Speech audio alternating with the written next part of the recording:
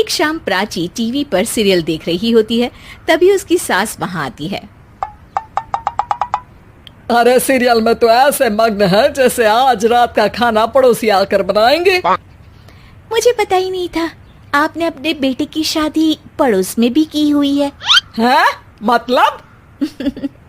मतलब इस घर में सारा काम बहू ही करती है, आप तो सिर्फ खर्राटे मारती हैं।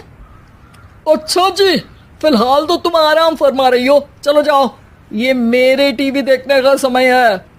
आहा, इसीलिए मुझे भगाया जा रहा है। सॉरी, अब तो बिल्कुल नहीं जाऊंगी।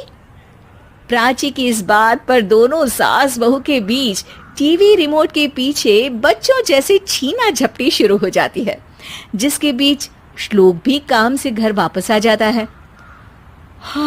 आज मेरी चूहे बिल्ली की जोड़ी किस बात पर झगड़ रही है? अरे तेरे बीवी मुझे टीवी ही नहीं देखने दे रही।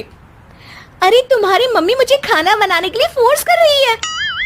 अरे वाह, ऐसे बेतुके रीजन पर तो बच्चे भी झगड़ा नहीं करते।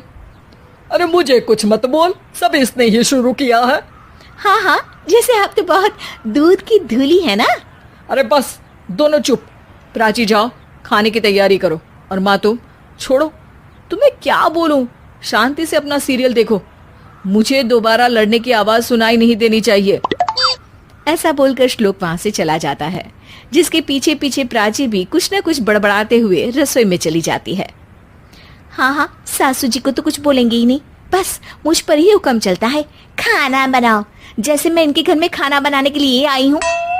इसी तरह शाम बीतती है और रात को श्लोक और प्राची की सास खाना खाकर सोने चले जाते हैं, लेकिन प्राची गुस्से में कुछ खाए बिना काम में ही लगी रहती है। इस घर में किसी को घंटा फिक्र नहीं पड़ता, मैं खाऊं या भूखी रहूं। प्राची कुछ देर के लिए रसोई से बाहर जाती है और जैसे ही वापस आती है तो वहां दूध का भरा ग्लास देखकर हैरान रह जाती है। फिक्र पूरी है, बस दिखाना नहीं है। प्राची दूध पीकर सोने चली जाती है और अगली सुबह एक बार फिर सास बहू का कार्टून नेटवर्क स्टार्ट हो जाता है। ये तुमने ही किया है। अरे अजीब जबरदस्ती है, मैं बोल रही हूँ मैंने कुछ नहीं किया। दोनों ने मिलकर पूरे घर को पागल खाना बनाया हुआ है। यहाँ कोई नॉर्मल इंसान तो रह ही नहीं सकता, इसीलिए अब पड़ोसी क्या रिश्तेदार भी घर आने से कतराते हैं।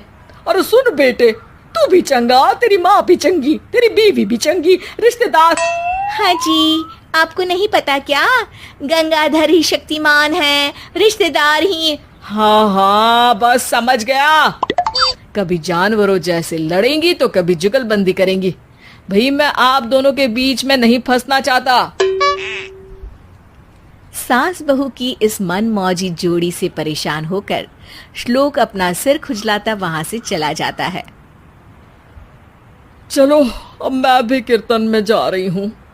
इस पर जैसे ही सास कमरे में अपना पर्स लेने जाती है तो वहां नाश्ते की प्लेट रखी देख मुस्कुराने लगती है और नाश्ता करके घर से बाहर निकलते हुए कुछ पैसे टेबल पर रख जाती है, जिसके कुछ देर बाद सिलेंडर वाला घर आता है। ओ मोरी मैया, मैं सिलेंडर के बारे में तो बिल्कुल भूल ही गई थी।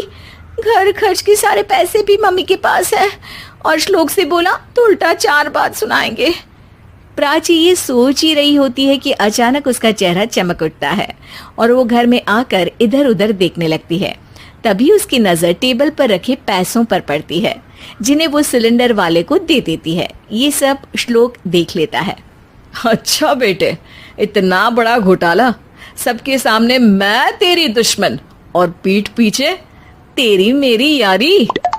इस पर श्लोक एक प्लान बनाता है और शाम को सब एक साथ बैठे होने पर बोलने लगता है। माँ, तुम दोनों की बहुत लड़ाई होती है, इसलिए मैं सोच रहा हूँ कि प्राची को उसके घर छोड़ाऊं। इससे वो भी खुश रहेगी और तुम भी। अचानक श्लोक की ये बात सुनकर सास बहू शौक से उसकी तरफ देखती हैं। अरे ऐसे कैसे घर छोड़ाओगे, मुझे कहीं नहीं जाना। अरे तुमने बोला नहीं पर मैंने सुन लिया, तुम्हें मम्मी के साथ रहना अच्छा नहीं लगता, मुझे पता है। अरे वो अरे, जब बहू खुद कुछ काम बोले तो वो तुझे सुनता नहीं, और अब जो इसने बोला ही नहीं वो तू समझ गया। जब उसे नहीं जाना तो फिर जबरदस्ती क्यों कर रहा है? अच्छा, फिर आपको मौसी के घर छोड़ाता हूँ। बस अब आप दोनों एक घर में एक छत के नीचे नहीं रह सकती। मैं इस टॉम एंड जेरी की जोड़ी को और नहीं झेल सकता। है? ऐसे कैसे नहीं रह सकते? तुम्हें इतनी दिक्कत है तो तुम्हारा बोरिया बिस्तर पैक कर देती हूँ, लेकिन मम्मी जी कहीं नहीं जाएंगी। बिल्कुल यही सुनना था मुझे। अगर दोनों में इतना ही प्यार है फिर हर वक्त ये लड़ाई का नाटक क्यों करती हो? देखा मैंने कैसे माँ किचन में दूध रखती है और तुम उनके लिए कमरे में नाश्ता रखती हो, और कैसे वो पहले ही तुम्हारी दिक्कत समझकर घर में पैसे रखकर बाहर जाती है। अरे भाई, इतना ड्रामा तो डेली सोप में भी नहीं होता जितना तुम दोनों ने इस घर में फैलाया हुआ है। तू हमें टॉम एंड जेरी बोलता है ना, तो याद कर वो दोनों भी एक दूसरे को बाहर वालों की बुरी नजर से बचाने के लिए हमेशा सबके सामने लड़ते थे, लेकिन अकेले में दिक्कत के समय मदद भी तो करते थे। बस हमारा रिश्ता भी कुछ ऐसा ही है। और वैसे भी अगर सास बहू में तू मैं नहीं होती तो दुनिया वालों को कहानियां कैसे मिलेंगी?